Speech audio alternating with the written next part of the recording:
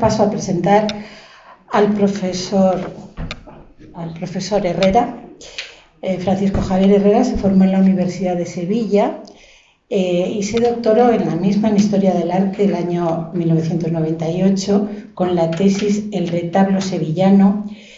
en el siglo XVIII, evolución y difusión del retablo de Estípites. Es profesor en la Universidad de Sevilla desde el año 96 y en la misma catedrático desde 2022. También es profesor invitado en los máster que organiza la Universidad Pablo de la Vide de Sevilla y la Universidad de Granada. Entre sus líneas de investigación podemos citar el estudio del retablo y la escultura del barroco andaluz, arquitectura sevillana del 18, catalogación y análisis de la arquitectura en grandes explotaciones rurales de la provincia de Sevilla, y luego desde hace mucho tiempo forma parte del grupo La Araña en la Universidad de Sevilla, que es un grupo que se dedica a las relaciones y el estudio de los retablos en Andalucía y en Iberoamérica, sobre todo en México y Colombia. También las relaciones comerciales entre España y América, los intercambios culturales entre Andalucía y Canarias. Entre sus libros citaré Carmona Barroca, con Rosario Alcón y Álvaro Recio, El retablo sevillano de sus orígenes a la actualidad, editado por Diputación de Sevilla, con Álvaro Recio, Cortijos, Haciendas y Lagares, de la Consejería de Obras Públicas de la Junta de Andalucía, de 2009, El triunfo del barroco en la escultura andaluza e iberoamericana, de 2018, y Arquitectura, Ingeniería y Administración Virreinal en Nueva España del siglo XVIII, también con Álvaro Recio, Rosario León, editado por la Universidad de Sevilla y el CSIC. Además, ha sido coordinador del Inventario de los Bienes Muebles de la Iglesia en la Diócesis de Jerez, el informe de los valores patrimoniales de la rehabilitación del Palacio de San Telmo, la dirección de varias tesis, participación en congresos, numerosas publicaciones en capítulos de distintas obras, en fin. Básicamente, como veis, no es la persona idónea para hablarnos del retablo, con lo cual ponemos, como digo, punto final y os agradecería mucho que apagaseis los móviles también. Gracias. Cuando quieras.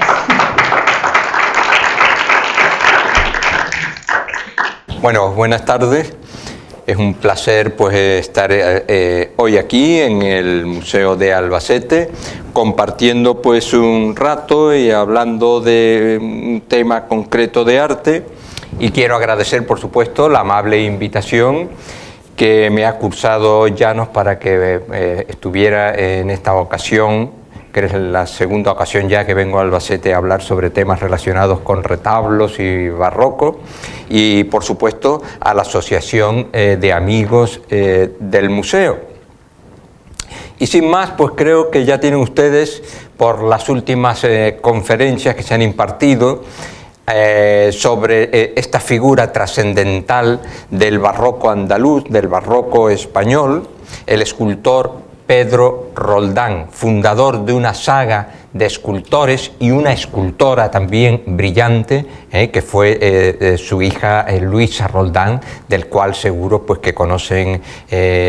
obras de ellas. Está muy revalorizada últimamente. Si van pues a ver, por ejemplo, el nuevo museo de las colecciones reales que hace unos meses se inauguró en Madrid, pues allí se puede contemplar una de sus máximas creaciones, como es ese arcángel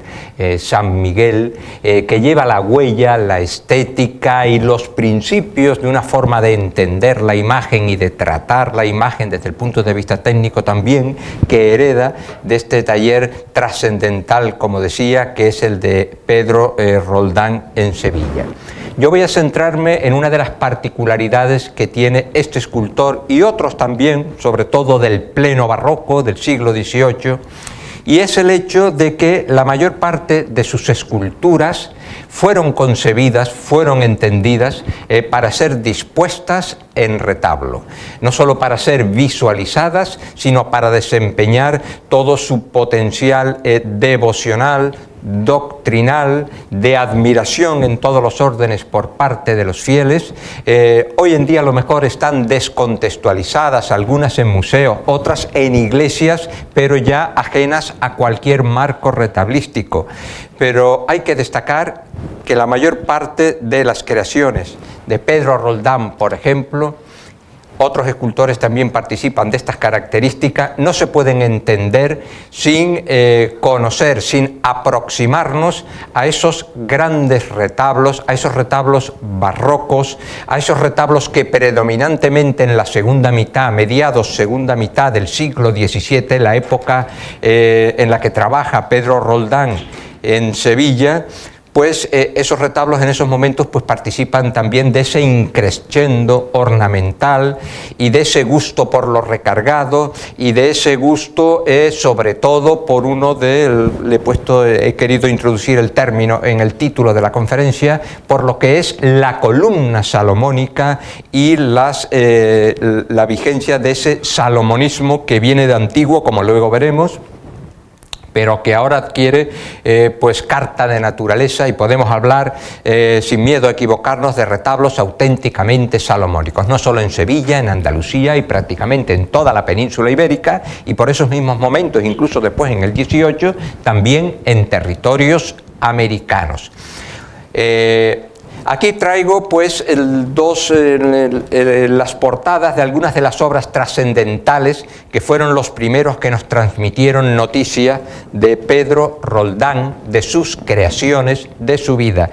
Me imagino que lo conocen, Antonio Sisclo de Palomino, con el Museo Pictórico y Escala Óptica, no solo un tratado de pintura, sino también un repertorio, uno de los primeros en importancia, que dan cuenta de tantísimos artistas españoles, y entre ellos de Pedro Roldán.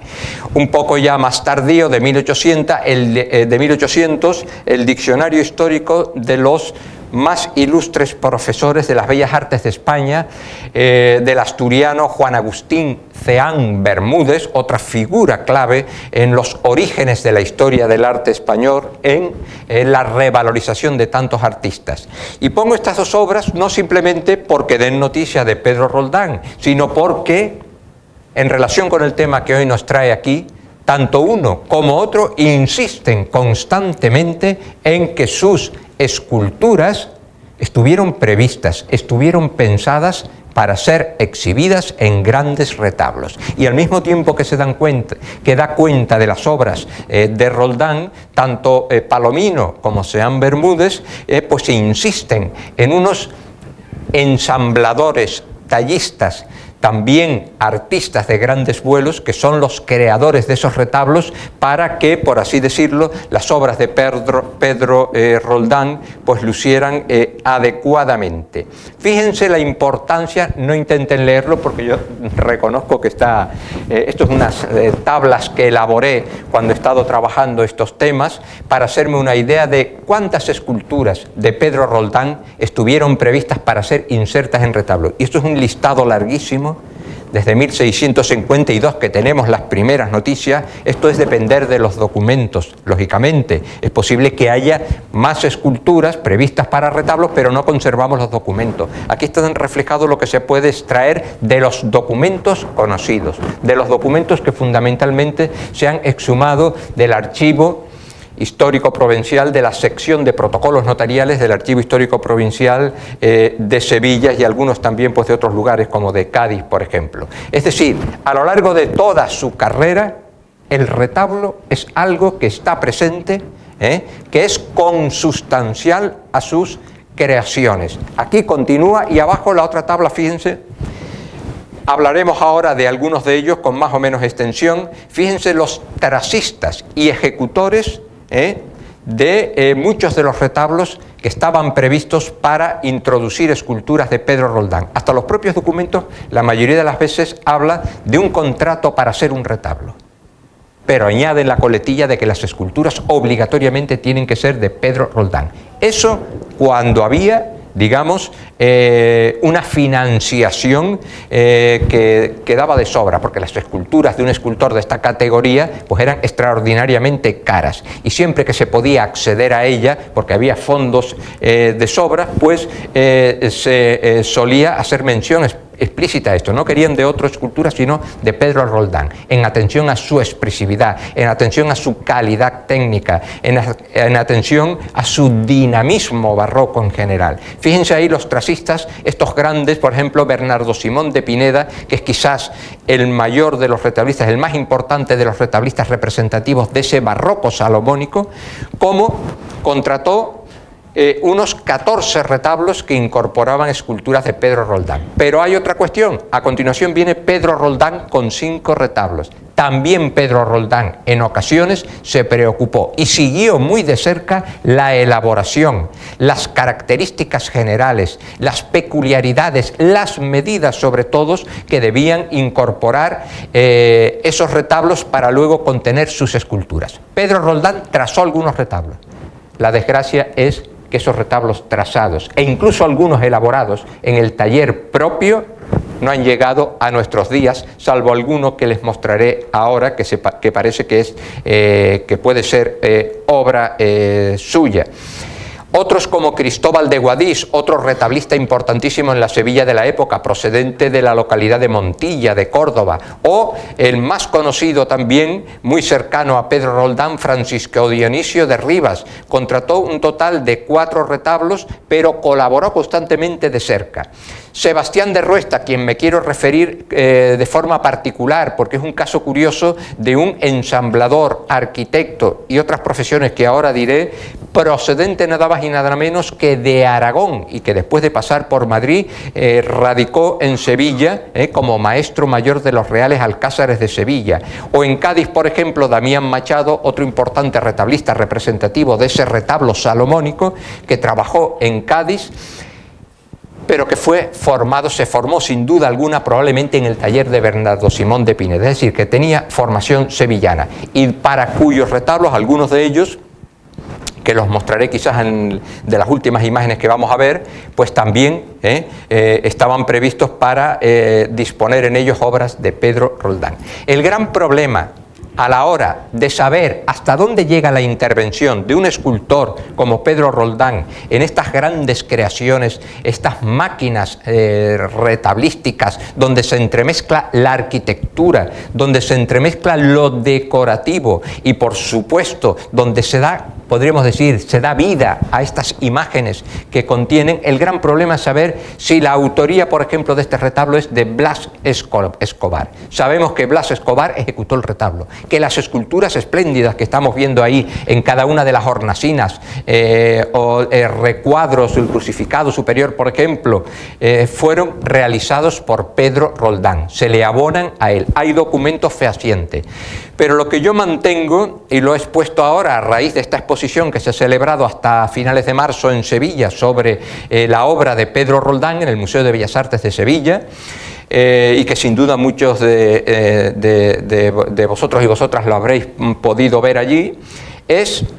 quién es en realidad el autor, hasta dónde llega la intervención del escultor en estas obras. Mi teoría es la siguiente, y parece que a partir de ciertos detalles que transmiten los documentos en los que ahora no voy a entrar, cada uno de estos retablos pensados para contener sus esculturas fueron vigilados de cerca. Algunos hasta pudieron ser trazados, diseñados por el propio Pedro Roldán, pero siguió muy de cerca cuestiones como el ornato, la dimensión de las hornacinas. No se arriesgaban a que estas esculturas, de las que él era consciente, que eran de una extraordinaria calidad, de gran novedad, que eran de un arrebato barroco, en aquellos momentos novedoso, no solo en Sevilla, sino en toda España. No podían ser exhibidas en cualquier lugar. Por eso la precisión con que estos documentos nos hablan de las medidas de las esculturas y después de la medida, de la altura, del ancho de las hornacinas, de los distintos cuerpos del retablo. A veces se corrige sobre la marcha y se introducen variaciones. Por tanto, yo hablo últimamente pues hablo de que, a pesar de que los documentos nos hablen de que Blas Escobar contrató el retablo y ya está, que en realidad el trasfondo que hay detrás es más amplio. Hay una autoría compartida, escultor, a veces pintores, Murillo, Valdés Leal, los tenemos aquí también en muchas de estas obras, pintores y ensambladores que entre todos ellos deciden,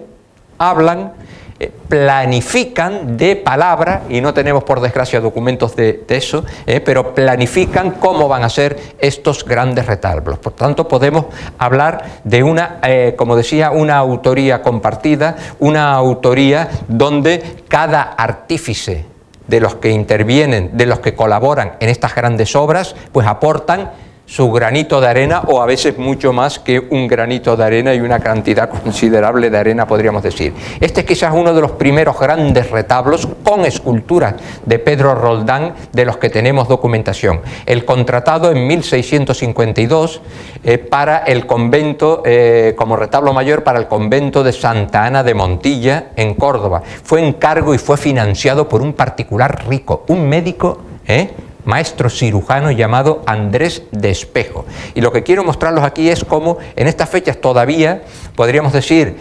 tempranas para el pleno barroco, aún no se ha introducido la columna salomónica, pero hay unos rasgos que pretenden dinamizar la imagen dentro de este retablo. Fíjense, por ejemplo, las columnas triples, fíjense esa densa decoración que la vamos a ver repetida en otros muchos retablos. Es un retablo ya que podríamos decir que es barroco, pero todavía quizás, a lo mejor por los gustos del patrocinador, ese Andrés de Espejo que decía, todavía quizás no quiere introducir esas columnas que son mucho más novedosas, que no han ocupado, digamos, todo el campo del retablo, ni mucho menos, que son las columnas salomónicas, y se siguen utilizando estas columnas estriadas de orden compuesto, otras helicoidales que están detrás. Es decir, vemos unos retablos ya donde hay avances, retrocesos, donde hay movilidad en la planta y en la estructura, donde hay una gran riqueza ornamental. Fíjense sobre la imagen, en la cornisa, esa especie de broche de hojas carnosísimas que nos recuerdan, por ejemplo, a Alonso Cano, y un rasgo destacable, un rasgo que lo vamos a ver en la mayoría de los retablos que ocupan las esculturas de Roldán, y es que las esculturas tienen un marco espléndido alrededor, de columnas, de cornisas, de arquitectura, el retablo, sí, pero parecen querer adelantarse,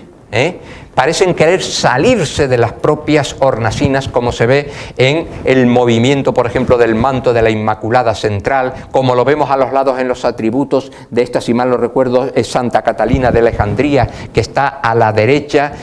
Se quieren anteponer, les dan una especie de dinamismo, de agilidad, de movimiento, de querer sobreponerse a las fronteras y a los límites del marco espacial que marca el retablo. La planta superior, el cuerpo superior, lo ven aquí también con las esculturas, el crucificado incluso de Pedro Roldán, esculturas extraordinarias, pero fíjense cómo todo este marco estuvo milimétricamente calculado, el tamaño de las esculturas. Roldán da la pauta, pero Blas Escobar tiene que seguir no solo las indicaciones, las medidas, sino, me temo, que otros muchos aspectos de orden decorativo, de orden estructural que le transmite ese gran artista que fue Pedro Roldán, y del que sabemos que evidentemente no solo se imitaba a los conocimientos de las proporciones anatómicas para poder desarrollar estos crucificados, estas esculturas, no solo controlaba muy bien la fisonomía para darle la expresión, la gesticulación, para darle este ímpetu de carácter barroco, como el San Andrés, por ejemplo, que tenemos ahí a la izquierda, sino que además tenía conocimientos de arquitectura. Tenía en su casa, por los inventarios que conocemos, tratados de arquitectura. ¿A qué aplicaría él esos conocimientos sobre los órdenes clásicos, sobre elementos arquitectónicos Pues sin duda alguna al retablo, que en parte es un esqueleto arquitectónico al que después se le añade, un marco arquitectónico al que se le añade pues una cantidad ingente de ornato que iremos viendo. Fíjense esas columnas triples, cómo adelantan, cómo producen ese efecto de adelantamiento, de retranqueo, y en medio las imágenes que parece que están en un auténtico escenario teatral, porque de teatro hablaremos ahora. No se ve con mucha nitidez, pero aquí les pongo un dibujo que se conserva de Juan de Valdés Leal, que yo siempre lo he relacionado con este retablo. Me parece que a menor escala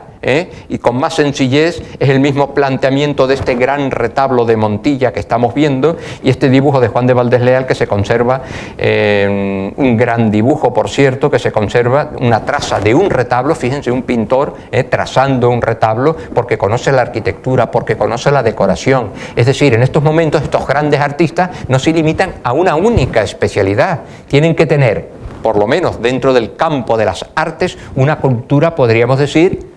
enciclopédica, y controlando muchos aspectos, no solo los particulares de su especialidad. Bien, se conserva en el Court Hall Institute de Londres, y algunos detalles más. Fíjense este extraordinario sagrario, esa microarquitectura del sagrario con las pequeñas esculturas a los lados, y este repertorio ornamental que él va a ser el habitual ahora en todos estos retablos donde Roldán incorpora escultura. Ahí vemos las sartas o los festones de frutos, de flores, con piñas. Vemos también este tipo de lo que se ha llamado la hoja canesca, porque viene de Alonso Cano, estas formas cartilaginosas, correosas, muy típicas del pleno barroco en Sevilla, las fuentes con más frutos, transmitiendo una idea como de la abundancia, de la hiperabundancia en este tipo de elementos. Fíjense los festones otra vez con frutos y con hojas colgantes, mucho inspirado por supuesto en estos retablos en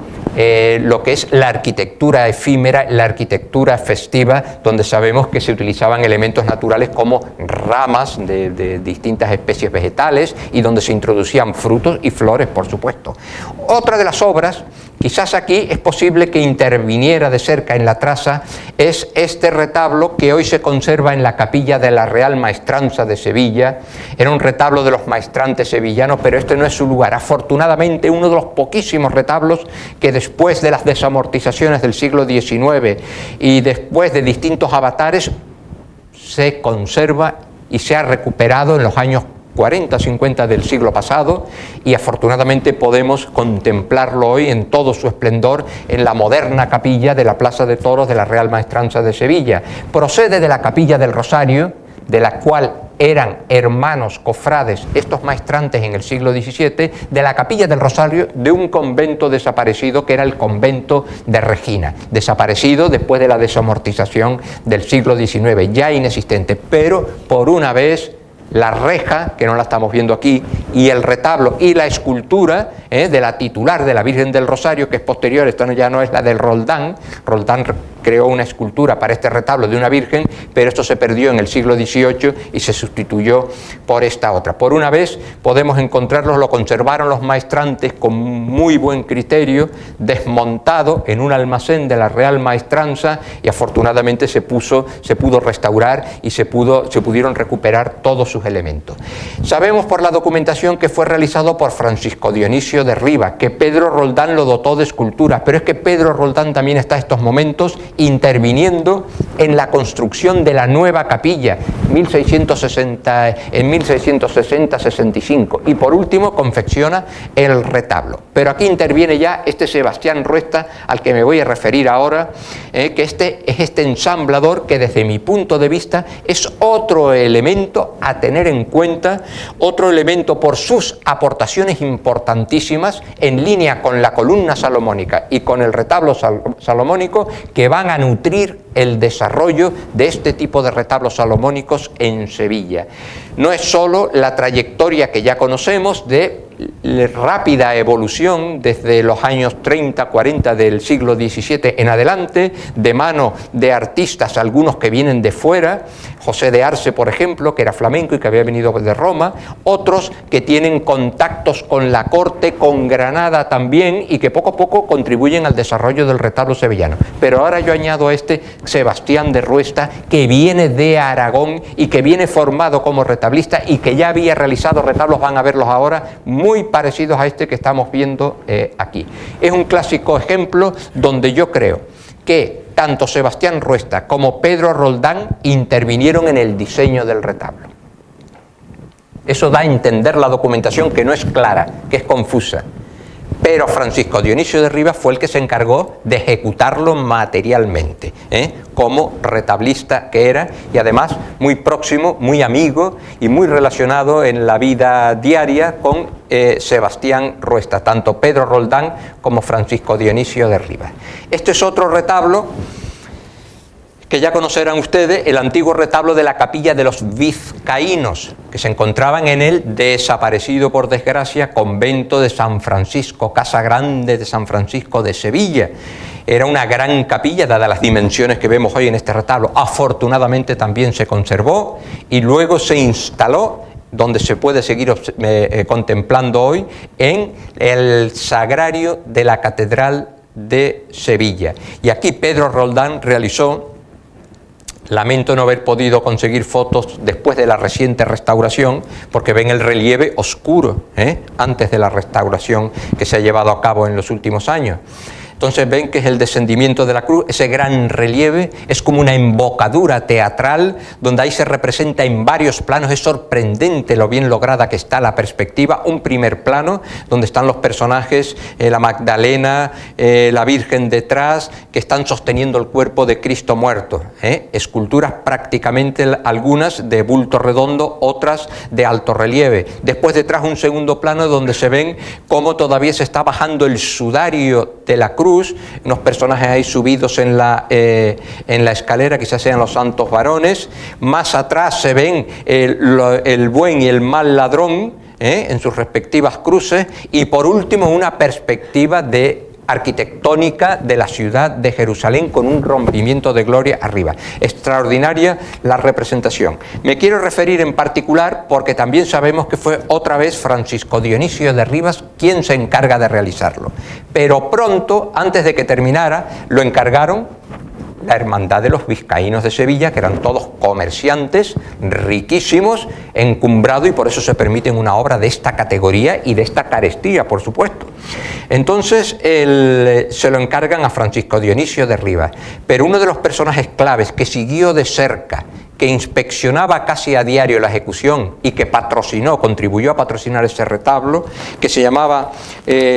José de Beitia Linaje, muy importante porque escribió e imprimió en Sevilla en 1671 un libro titulado Norte de la contratación de las Indias Occidentales, que es un repertorio normativo y legal de todas las cuestiones relacionadas, cuestiones de tipo aduanero, de los pagos, impuestos que había que pagarle por el tráfico comercial, al mojarifazgos, a las arcas reales, y es un libro importante. Y este fue un hombre culto, y junto con otros mayordomos de esta hermandad, pues fueron los que encargaron este retablo. Pero aquí tenemos que cuando todavía no se había finalizado, tenemos la intervención, aquí tienen algunos detalles de este fabuloso retablo. En origen, registramos la intervención, que voy a enseñar ahora incluso los documentos, de Sebastián de Ruesta. Sebastián de Ruesta, que tenía estrechas relaciones, como ya dije, con Francisco Dionisio de Rivas y con Pedro Roldán, se permite el lujo de introducir modificaciones, y por una vez los gustos, lo que querían y lo que quieren cambiar respecto a lo inicialmente contemplado, pues nos han quedado testimonio documental de todo esto. Este retablo, lo digo ya de paso, donde están hoy los ángeles, entre esas dos columnas pequeñas tenía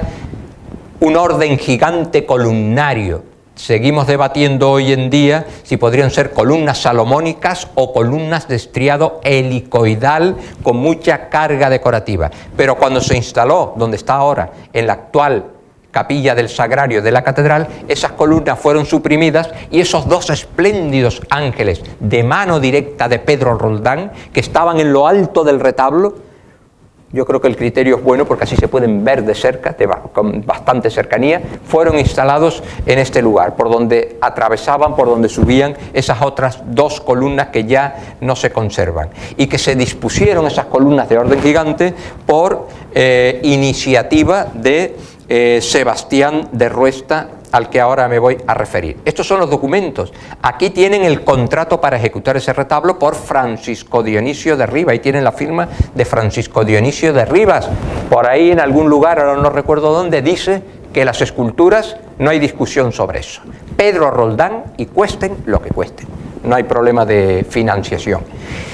La firma de Francisco Dionisio de Rivas, y este es el otro documento que se añade posteriormente en 1669, cuando ya casi está terminado, pero se introducen cambios, se le introducen nuevas guirnaldas, se le introducen esas nuevas columnas de orden gigante, se le introducen angelillos tenantes y otra serie de detalles decorativos a instancia de este que tienen aquí tienen la firma de Sebastián de Ruesta.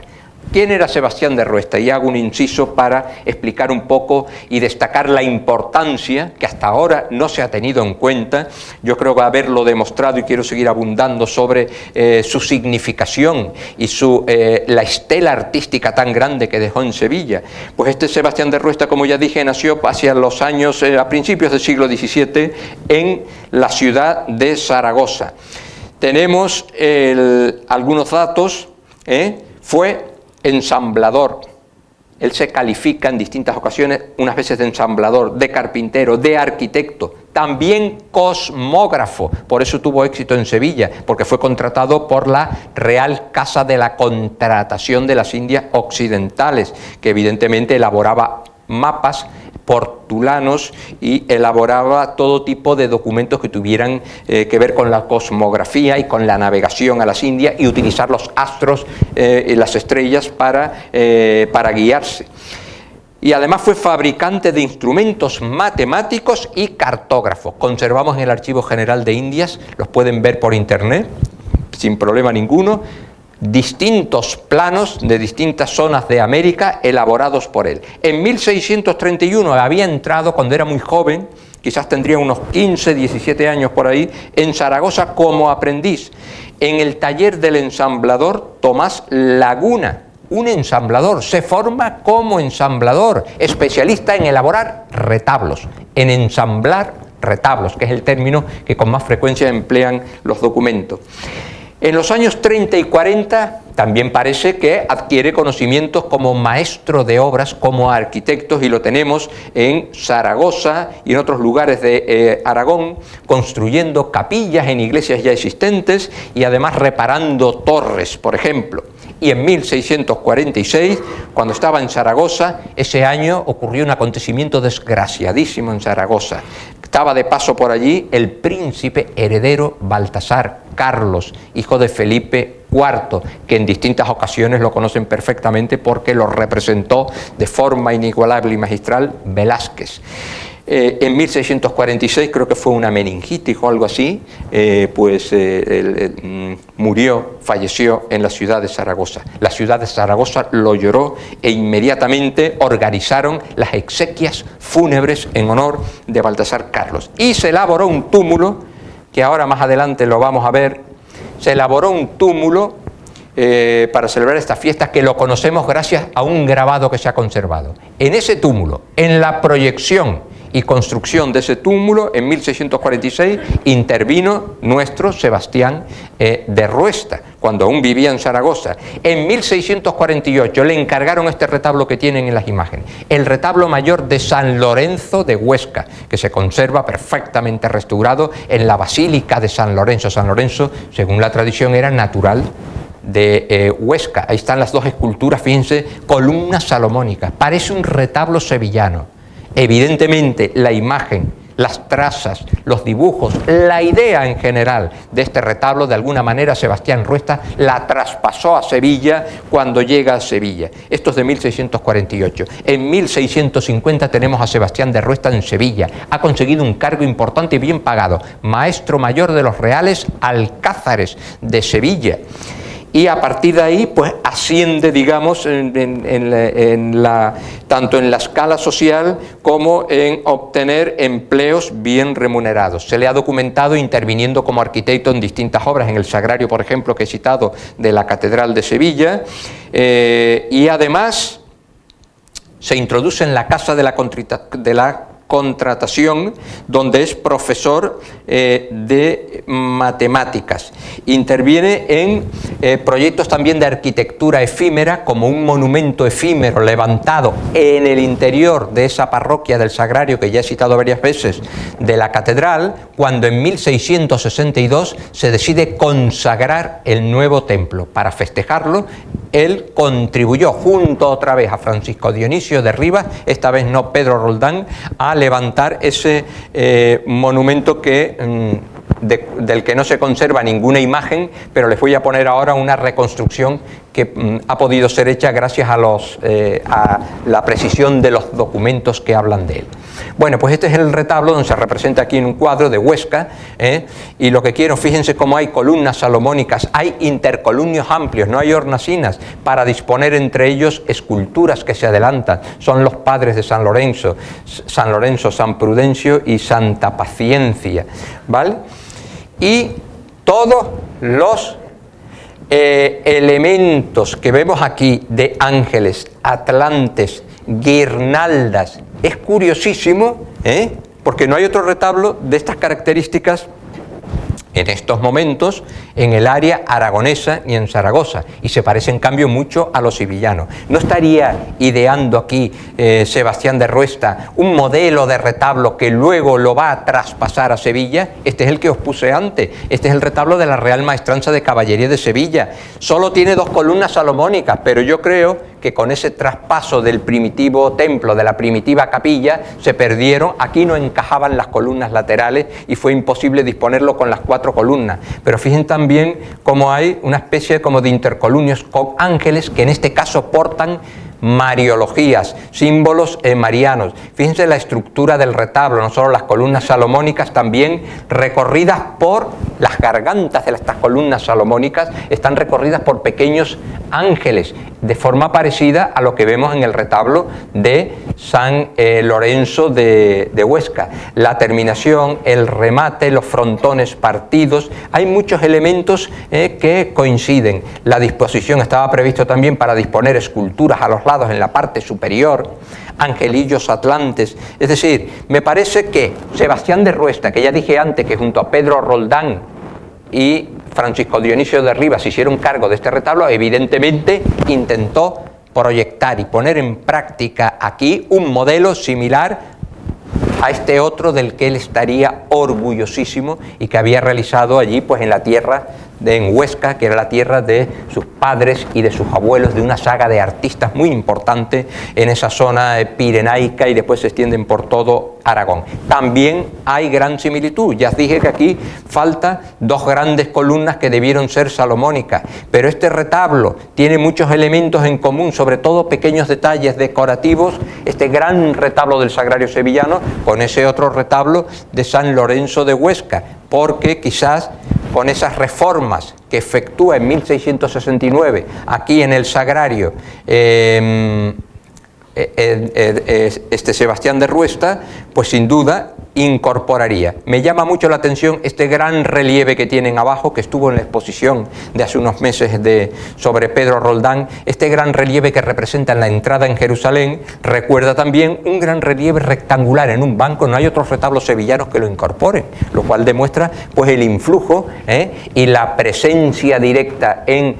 el replanteo de este retablo de este Sebastián de Ruesta. Aquí lo que se representa en Huesca es pues San Lorenzo dando limosna a los pobres. Y aquí, en cambio, un gran relieve también en el banco. La parte inferior del banco es ya del siglo XIX, cuando se instala este retablo aquí. Pero aquí también llama la atención un gran relieve con, decía, la entrada de Cristo en Jerusalén. Por tanto,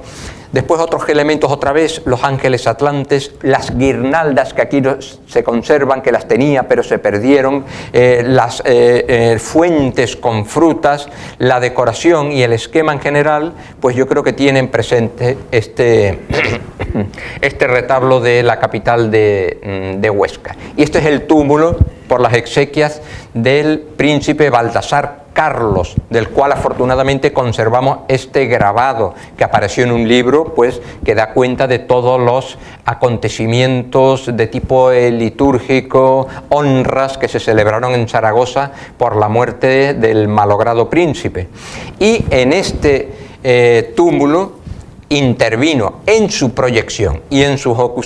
ejecución, como ya dije anteriormente, en 1646, el propio Sebastián de Ruesta. Fíjense ahora, esto es una reconstrucción actual, pero el documento es muy preciso. Nos dice cuántos cuerpos tiene, cuántas columnas tiene en cada ángulo, cuántos pedestales tiene, cuántas esculturas tenían. Este es ese monumento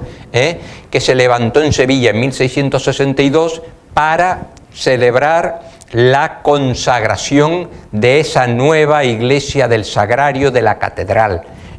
la misma que sigue existiendo en la actualidad, donde se conserva el retablo que hemos visto de los vizcaínos. Y fíjense entonces las coincidencias. Este Javier González Rabina, que se le dio indicaciones a partir de los documentos, me confirmó que él jamás había visto ese diseño para realizar esto. Pero fíjense las coincidencias, el número de cuerpos, la estructuración mediante columnas, los pedestales, las esculturas de este monumento efímero no se conservan, pero no eran de Pedro Roldán, eran de otro de los grandes escultores barrocos que muere pues temprano también, que era José de Arce, que se había formado al calor de la escultura berniniana en la propia Roma. Quería decirte también que la proximidad de Ruesta, de este aragonés Sebastián de Ruesta, ¿por qué viene a Sevilla? ¿Por qué se le abren las puertas aquí? Porque aquí estaba ya su hermano, eso no lo he dicho, que era Francisco de Ruesta, algo mayor que él, pero murió después que él. Y este Francisco de Ruesta también practica la arquitectura, pero viene a Sevilla contratado por la Casa de la Contratación, para ejercer uno de los cargos más importantes de la Casa de la Contratación, que era el de piloto mayor, el encargado de formar, de supervisar la formación de los pilotos de los que guiarían los galeones, la flota de Indias en cada uno de las idas y tornaviajes. Fue además profesor de matemática, fue ingeniero, se ocupó del ornato de la capilla real de la Catedral de Sevilla con motivo de la canonización de San Fernando en 1671 y asesoró al propio pintor Francisco de Herrera en el diseño de una urna para contener los restos de este rey y santo San Fernando, que luego no se ejecutaría, pero sí tenemos los dibujos en el archivo de la Catedral de Sevilla. Siguiendo, llegamos ahora a otro de los grandes, quizás el retablista, arquitecto de retablos, con el que más estrecha relación tuvo Pedro Roldán, va a ser Bernardo Simón de Pineda, natural de Antequera, la actual provincia de Málaga, y que se había formado en Cádiz en los años 40 con otro de los introductores, con otro de esas líneas de introducción del salomonismo en Andalucía, que fue Alejandro de Saavedra, natural del norte de Salamanca, establecido en Cádiz, y ese fue el maestro de Bernardo Simón de Pineda. Bernardo Simón de Pineda, en relación con el retablo salomónico, expresa el máximo nivel alcanzado por toda la escuela sevillana, y yo diría que también es uno de los principales representantes del salomonismo a escala nacional, a escala de toda España. Aquí tenemos una de las primeras obras donde colabora Bernardo Simón de Pineda con Pedro Roldán. También tenemos los documentos de este retablo mayor del Hospital de la Misericordia de Sevilla, donde hay esculturas de Roldán entre los intercolumnios que se adelantan, que parecen querer salirse del teatro, como si estuvieran en el borde, en el extremo del escenario teatral, casi en contacto directo con el público o los fieles, es algo característico de la retablística barroca de estos momentos, y la podemos ver en muchos de estos autores. Fíjense el cuerpo central, ahí tienen a Santiago a la izquierda, San Agustín a la derecha, y después dentro están San Francisco, Santa Bárbara, el recuadro central, la pintura central de la Virgen del Pozo Santo, y pues es un retablo salomónico pues ya bastante bien proporcionado, con esta decoración que va a ser típica a partir de ahora, heredera de la que citaba antes, de mucha hoja carnosa, de muchos frutos, de mucha guirnalda, de mucho festón de hojas y flores, piñas, los ángeles atlantes que ven abajo. Va a ser característico todo de este retablo de Bernardo Simón de Pineda. Quizás de todo el pleno barroco, los artistas mejor compenetrados. Otra vez vemos lo que citaba al principio, cómo las esculturas para estos retablos, cómo estos retablos se acomodan,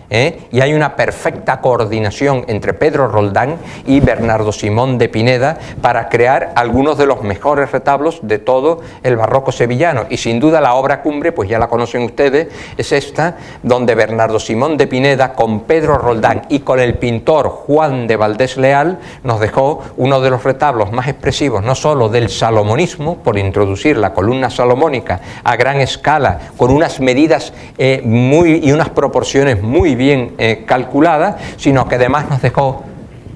una de las mejores expresiones de lo que el arte, la escultura y el retablo debe al teatro, a la escenografía teatral, porque en realidad lo que estamos viendo aquí en el centro es una gran embocadura teatral donde en un espacio estrechísimo, muy estrecho, se simula como una especie de templete cubierto con cúpula, y el efecto de perspectiva y de profundidad está magistralmente logrado. Si van a Sevilla y no lo conocen, pues les recomiendo que hagan una visita al Hospital de la Caridad, que está abierto todos los días, y van a tener esa sensación de estar delante de una representación, yo digo que incluso operística. Hay una sensación del drama ahí, pocas veces conseguida hasta ahora por ningún artista en Sevilla. Fíjense ese gran retablo de orden gigante salomónico, cuerpo principal para contener esa escena, y esa escena central, mucho elemento decorativo en línea con lo que ya hemos visto, pero aquí todavía mejor integrado. Aquí el retablo da esa sensación de que se adelanta algunas partes, otras retroceden, que crean una sensación de ritmo, una sensación de inestabilidad de la propia arquitectura y de la propia cabecera del templo, muy propio todo ello del barroco. Aquí podemos ver cómo en el primer plano, pues el cuerpo de Cristo muerto, pero detrás es un tablero de bajo relieve, donde Valdés Leal con la pintura y Pedro Roldán con su técnica escultórica consiguen la sensación de profundidad en ese campo donde todavía van a proceder, en ese Gólgota donde todavía van a proceder a desclavar y descolgar de las cruces a los dos ladrones, con este grupo en primer plano que se adelanta sobre todo lo que tiene atrás. Y fíjense esa impresión, las cuatro columnas que vemos aquí, que están muy próximas unas a la otra, pero están calculadas al milímetro, sus medidas, su altura, para conseguir ese efecto de perspectiva. Cómo da la sensación, incluso vemos las pechinas y un fragmento, es mínimo lo que está tallado, pero da la sensación de que hay una media esfera, es decir, que hay una auténtica cúpula en la parte superior. Todo es engaño, porque el barroco, por encima de todo en literatura y en el arte, se especializó en eso, en la simulación y el engaño, y esto es una de esas grandes expresiones. Parece que es como el momento culminante de, no sé, de la escena de una ópera de tono dramático por la expresividad, y todo eso adquiere esa dimensión teatral en virtud de estos logros que proporciona la retablística, que proporciona este gran arquitecto de retablos, ensamblador, que fue Bernardo Simón de Pineda. También aquí creo que la intervención de Pedro Roldán, dando instrucciones cómo tiene que ser la arquitectura, el ornamento, para que luego luzca y se proyecte en toda su dimensión sus creaciones escultóricas, también debió ser algo imprescindible. Y en relación con el teatro, esto es un famoso decorado teatral que se conserva en la Biblioteca Nacional de España, de Madrid, de las decoraciones de Francisco Rizzi, que era italiano y era decorador, escenógrafo para las representaciones teatrales que acontecían en el ámbito cortesano para los reyes. Siempre me gusta proyectarla porque se ve aquí ese efecto de perspectiva que tiene esa embocadura o ese escenario con las esculturas a los lados, con la introducción de columnas salomónicas. Recuerda mucho estos efectos que están presentes en este gran retablo de la Caridad de Sevilla. O también, siguiendo con esta idea teatral, esto es, por fortuna, conservamos este grabado de la arquitectura del gran retablo en bocadura teatral también, que proyectó Murillo y Pedro Roldán para decorar, otra vez me vuelvo a referir al mismo templo, al sagrario, el sagrario de la Catedral de Sevilla, con ocasión de las fiestas por el nuevo culto, también llamado canonización, de San Fernando en el año de 1671. Aquí se representa a San Fernando guiado por un ángel cuando va a proceder a la conquista de Sevilla, y al fondo, en una embocadura a lo lejos, se ve la Giralda y como amaneciendo, es decir, todos los críticos de la época destacan que aquí Murillo se comportó como un gran escenógrafo y creó simplemente con pintura pues una auténtica embocadura teatral. En Sevilla había mucha afición al teatro. Se ha relacionado que estas grandes creaciones en retablos, en pinturas, que muestran escenas, que muestran perspectivas con una intención profundamente teatral, puede estar en relación con esa afición pues que existía. En 1659 se había ardido y había desaparecido el gran teatro que tenía Sevilla, que era el teatro llamado de la Montería, que estaba instalado, era de madera, todo por completo, ardió por completo después de una representación en el patio de la Montería del Alcázar de Sevilla, y por eso se llamaba así. Pero es que además había una incipiente ya y decidida persecución, sobre todo del teatro profano. Es decir, se había restringido, por supuesto, en gran escala las representaciones teatrales, y quizás por eso se ponen todas las ínfulas en muchos retablos y en muchas fiestas en producir efectos teatrales y de perspectiva, y que aquello, pues lógicamente, según dicen muchos cronistas, Torres Farfán, por ejemplo, que nos describe esta fiesta, lo que más sensación le causaba al público es ver esas perspectivas, esa profundidad donde en realidad no había nada, sino que era todo plano, ¿vale? Otros motivos también en esa línea de esta fiesta, aquí sí que muchas de estas esculturas, tanto el monumento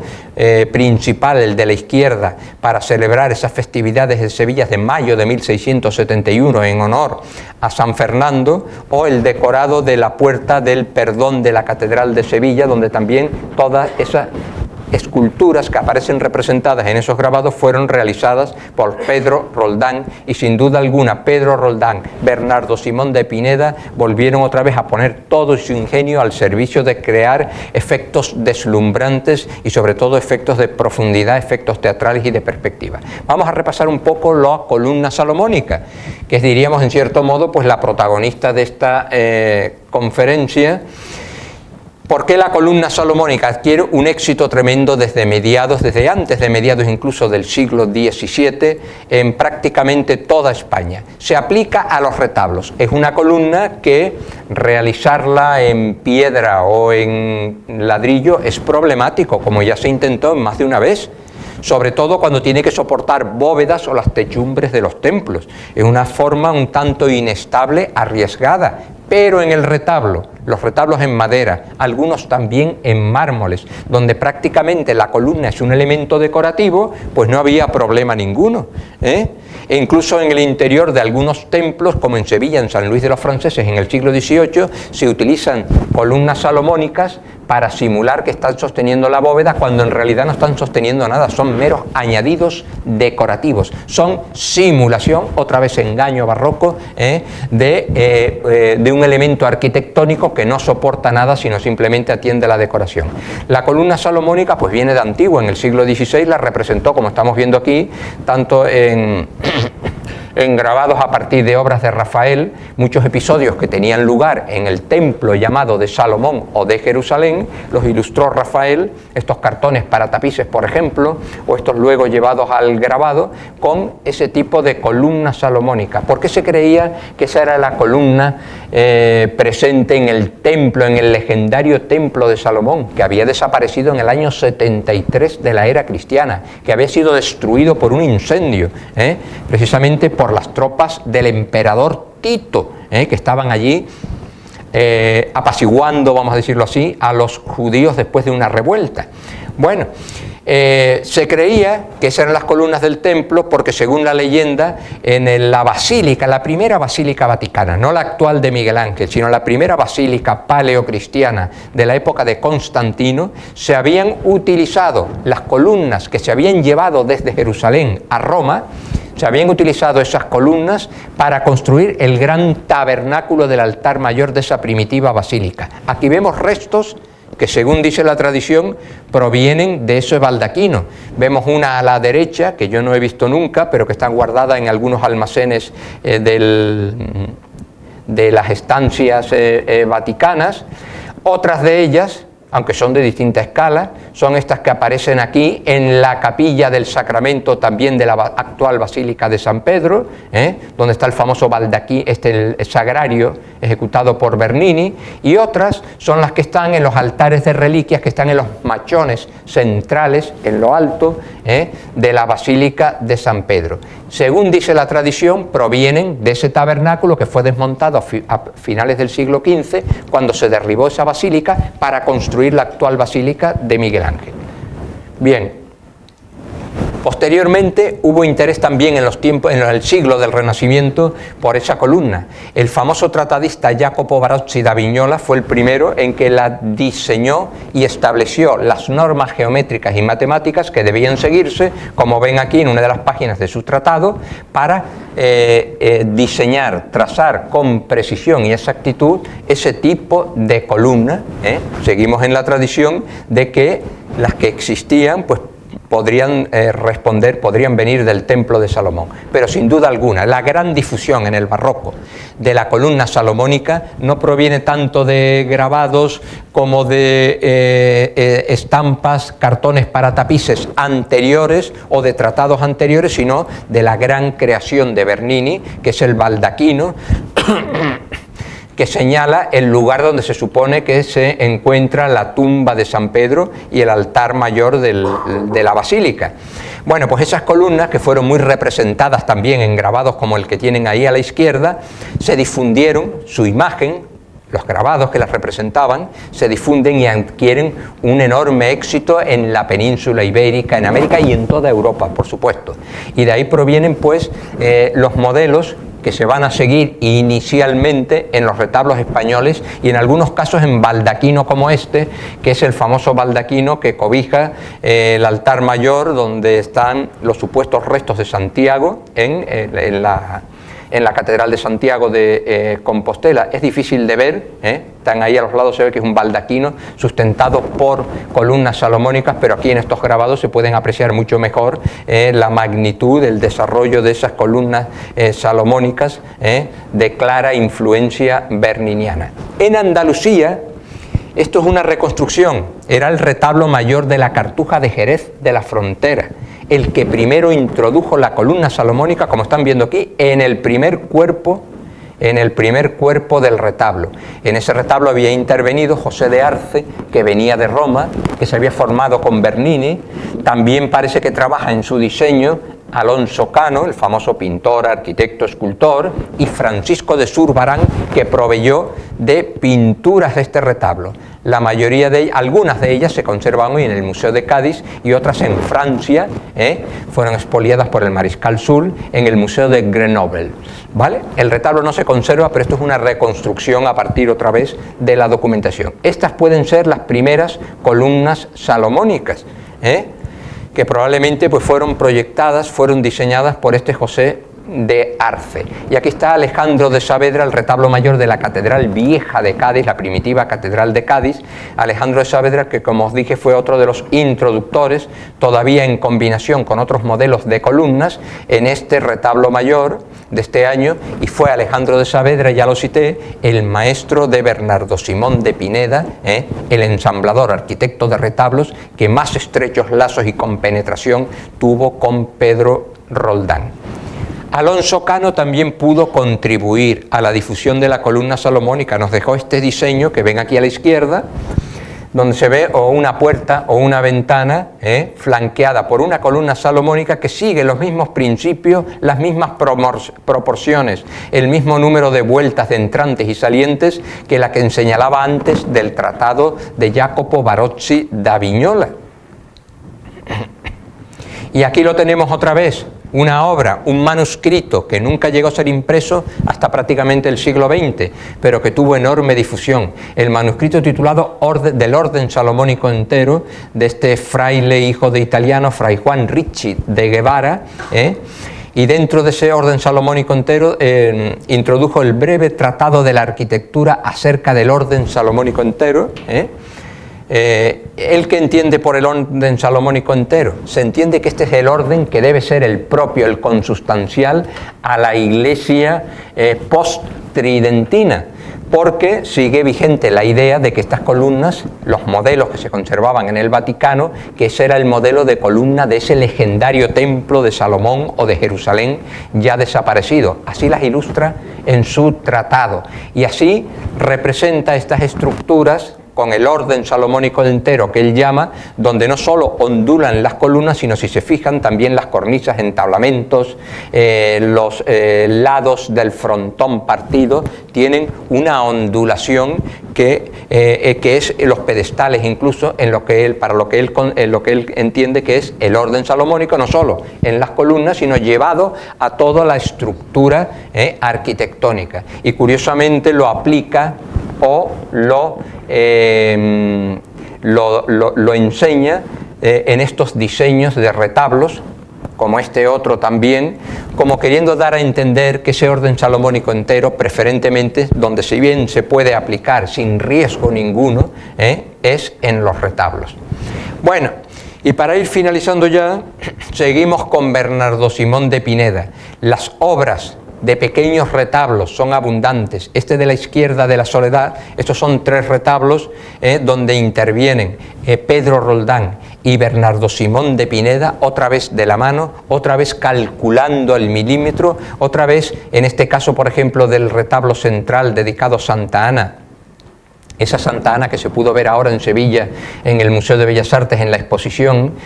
donde parece que la Santa Ana está perfectamente encuadrada en el centro, que se genera una impresión de perspectiva, de profundidad, en esa gran hornacina donde está insertada, donde volvemos a ver las columnas salomónicas, donde volvemos a ver los atlantes, donde volvemos a ver recuerdos incluso de esas formas que os decía antes que introdujo ese aragonés que apareció por Sevilla, que fue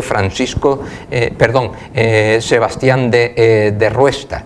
El de la izquierda ha perdido las columnas salomónicas originales, es el dedicado a la Soledad, porque sufrió profundas reformas, como se puede apreciar ahí por la rocalla, ya en momento avanzado, segunda mitad del siglo XVIII. Aquí tienen un detalle de este que os digo, esta espléndida escultura de Santa Ana enseñando a leer a la Virgen de Roldán, lo perfectamente encuadrada que se dispone dentro de esa hornacina de fondo curvo, decorada con esas cartelas de hojas carnosas, de hojas cartilaginosas, que le da esa impresión, vuelve a insistir muchísimo en esa impresión de que los retablos son como pequeños escenarios, las hornacinas son pequeños escenarios teatrales donde la imagen parece que cobra vida y que tiene dinamismo y que transmite bien todo su efecto expresivo. Esos son detalles también de ese retablo de Santa Ana. Fijaros la calidad, extraordinaria calidad de la talla, bien minúscula en el entorno del sagrario, o en el remate otra vez con esas cartelas de hojas canesca, y que donde indudablemente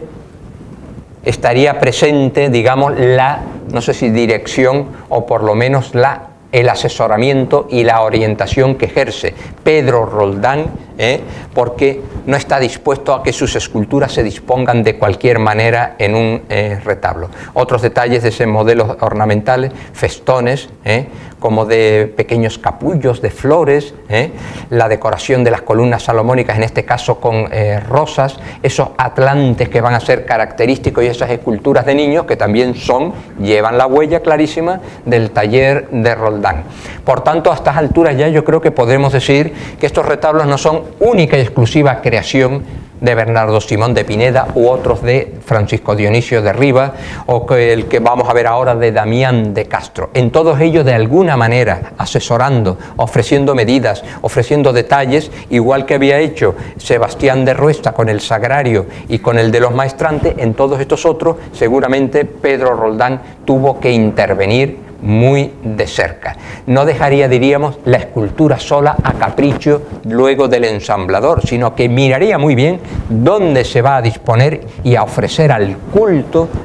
estas imágenes que pretenden pues transmitir devoción o pretenden transmitir valores de carácter didáctico espiritual. Bueno, este es el de la Soledad que os decía, se puede apreciar muy bien cómo fue reformado posteriormente, pero era un típico retablo también con columnas salomónicas que las perdió en la segunda mitad del 18, y una espléndida escultura de Pedro Roldán, esta Soledad, en la hornacina central. Obra de grandes vuelos también, donde intervienen Pedro Roldán y Bernardo Simón de Pineda, es el sagrario privado restringido a los fieles, que era propio de las Cartujas. La Cartuja de Sevilla encargó, hace pocos años se encontró la documentación del contrato, una capilla privada, reservada, que iba detrás del altar mayor, para disponer el sagrario, y que los cartujos de forma muy particular y muy privada pues pudieran rendirle culto al Santísimo en este espacio que era minúsculo. Esto ha desaparecido de Sevilla. Ya la Cartuja, como saben, es otra cosa, pero afortunadamente otra vez se pudo recuperar ese pequeño sagrario rodeado en todos sus lados y en lo alto de la obra de Roldán y de Bernardo Simón de Pineda, y hoy está instalado en otra Cartuja que tampoco es Cartuja ya, que era la antigua Cartuja de Jerez de la Frontera, detrás del gran retablo mayor, también donde se perdió el que os enseñaba antes en la traza o dibujo moderno con las primeras columnas salomónicas. Detrás de ese gran retablo, que es otro, el actual, pues se instaló, se construyó una capilla para no perder esta obra, y allí por desgracia es casi imposible verlo, porque las monjas que actualmente regentan lo que fue el convento de la Cartuja impiden pues prácticamente casi cualquier visita. Fíjense las columnas salomónicas, la variedad de columnas, otra vez igual que en el Hospital de la Caridad introduce estas que tienen una decoración que es lo que se ha llamado las ferroneries flamencas, los retablos laterales con escenas también alusivas a la Eucaristía,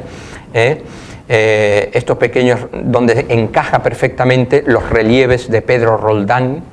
y donde indudablemente la mente pensante de ambos artistas tuvo que estar presente. Ese es el manifestador que está en el centro, y la parte superior, una cúpula calada por la que entraba luz desde el exterior. Bueno, no estaba directamente en el exterior, había una especie de linterna construida por fuera, pero que permitía, como hoy todavía se sigue viendo en Jerez, que penetrara la luz y que creara como un efecto sobrenatural. Otros retablos, ya para terminar, también donde colaboran ambos. Este no está, digamos, tampoco tan espléndido en proporciones, el de la iglesia de Santiago de Carmona, relieves de Pedro Roldán, y un retablo que en principio iba a confeccionar Bernardo Simón de Pineda, que probablemente lo trazaría Bernardo Simón de Pineda, pero que posteriormente lo contrata este discípulo de Bernardo Simón, que se llamaba Francisco de Ballesteros, también retablista. Aquí algunos detalles: San Fernando, arriba escenas relacionadas con la predicación de Santiago a la izquierda, la decapitación de Santiago la podemos ver en el cuerpo superior a la derecha. Y este que decía antes, Damián Machado, probablemente formado en el taller de Bernardo Simón de Pineda en Sevilla, pero que toda su actividad la va a desarrollar en Cádiz. A Bernardo Simón en el convento de San Luis, precisamente la nación francesa, cuyo patrón era lógicamente San Luis, rey de Francia, la nación francesa compuesta mayoritariamente por hombres de finanzas, por mercaderes establecidos en Cádiz, con mucho dinero, con mucho poderío en la ciudad, encargaron el retablo a Damián Machado, con la única condición inexcusable que las esculturas fueran de Pedro Roldán. El crucificado no, el crucificado es anterior, pero las que están abajo, donde está San Dionisio, el propio San Luis, el otro santo de la derecha, que ahora no recuerdo si es San Agustín o algún otro, las santas de arriba, todo de mano de Roldán. Y consta en la documentación que a Roldán se le envían a Sevilla las medidas que va a tener el retablo, las medidas que se suponen para la hornacina, para que él acomode y que produzcan buen efecto las esculturas que va a elaborar en Sevilla. Aquí vemos el cuerpo central. También para el Hospital de la Caridad hubo otras obras, después del gran retablo mayor, espléndido, el Cristo de la Caridad, el Cristo arrodillado, en los instantes previos a la crucifixión, y donde otra vez se vuelven a coordinar de forma espectacular tanto Roldán como Bernardo Simón de Pineda. Un retablo de extraordinaria calidad también en atención a la talla, a las proporciones, a la introducción de estos ángeles con las arma Christi, es decir, los elementos pasionales, a la introducción en los intercolumnios de las esculturas de santas a los lados. Es decir, otro retablo que viene a demostrar esa perfecta compenetración entre ambos artífices. Los restos de lo que fue otro gran retablo, solo se conserva la parte superior. Volvemos a Francisco Dionisio de Riva, fue el ejecutor, y las esculturas de Pedro Roldán, también como un pequeño escenario en lo alto del retablo donde se representan la adoración de los pastores. El convento el convento de la Encarnación, que era de la orden agustina, que sigue existiendo, por eso se conserva parte ese elemento del retablo, pero no ya en el convento original. También Francisco Dionisio de Riva, en épocas ya mucho más avanzadas, realizó este gran retablo con esculturas de Pedro Roldán que no llegaron, ni el retablo ni las esculturas llegaron a policromarse. Es decir, la relación con estos artífices retablistas de Pedro Roldán pues va a ser prácticamente hasta que se extinga, hasta que mueren o hasta que cesan en su actividad. Y por último ya les pongo este otro, un pequeño retablo. Fíjense las columnas salomónicas a los lados de Bernardo Simón de Pineda en la capilla la capilla de San Onofre, que pertenecía al convento desaparecido de San Francisco de Sevilla, pero que afortunadamente esta capilla se conserva y se puede ver perfectamente hoy, está abierta todos los días en la Plaza Nueva de Sevilla, que es donde estaba el convento, incorporada a la moderna arquitectura lateral de la plaza, y donde vemos esta representación interesantísima de San Laureano, que me llama mucho la atención, no solo el retablo en sí, con los elementos de tipo escenográfico, con las columnas adelantadas, retranqueadas, y la decoración típica de Bernardo Simón de Pineda, sino cómo aquí parece otra vez ese efecto de que la escultura de Pedro Roldán, de San Laureano, parece que va a iniciar que va a dar un paso y que va a salir del propio retablo, que está perfectamente calculada para esa hornacina, pero que tiene ese efecto dinámico que es muy propio pues, de esta escenografía y de estos retablos barrocos. El último de los arquitectos de retablos con los que trabajó Pedro Roldán fue Cristóbal de Guadix, que dije al principio que era natural de Montilla, otro de los grandes reclamados por los patrocinadores sevillanos en materia de retablos. Y quizás la obra más espectacular con esculturas de Pedro Roldán es este retablo mayor del convento de Santa María de Jesús, Clarisas, de Sevilla, donde vuelve a haber pues, unas proporciones en cuanto a los elementos arquitectónicos, la introducción de la columna salomónica y sobre todo en la parte superior, si nos fijamos con detalles, las fotos nos dan eso, ese efecto de perspectiva el nacimiento de la Virgen es lo que se representa arriba y está representado pues, en una estancia interior con una especie de bóveda como de crucería, con una linterna en el centro, es decir, otra vez muy bien logrado ese efecto teatral y las esculturas del Roldán también en la parte superior y en las hornacinas inferiores. Bueno, pues muchísimas gracias por su atención y espero pues no haberles cansado y ha sido un placer pues estar aquí esta tarde con ustedes.